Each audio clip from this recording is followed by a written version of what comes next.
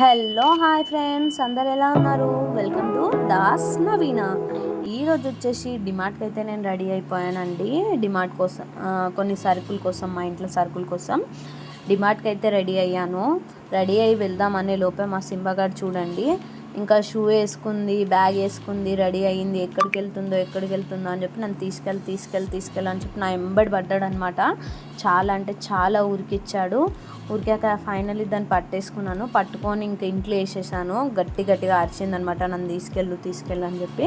ఇంకా లాస్ట్కి అయినా తీసుకెళ్ళలేము కాబట్టి అక్కడ వదిలేసాను. ఇంకా డిమార్ట్కి అయితే ఎంటర్ అయ్యాక మా దగ్గర ఉన్న బ్యాగ్స్ని లాక్ చేయించడానికి అయితే వచ్చాను. లైన్ ఉండి వెయిట్ చేశాను.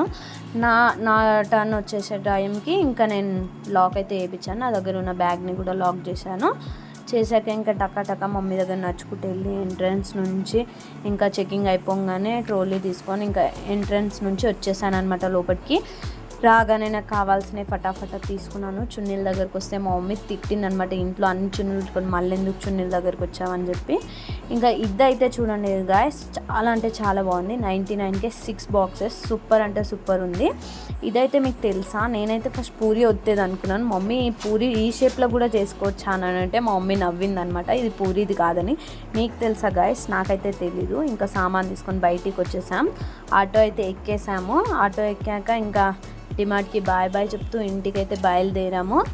ఇంకా నేను మా మమ్మీ చూడండి గాయస్ ఎలా అయితే కూర్చున్నామో, ఆటోలో కూర్చొని వెళ్తున్నామో ఇంటికి రాగానే ఇంకా మా సింబాగాడు చూడు నాకేం తెచ్చావని చెప్పి ఒకటే మీద పడుతున్నాడు అనమాట, ఇంతసేపు వెళ్ళావు కదా అని.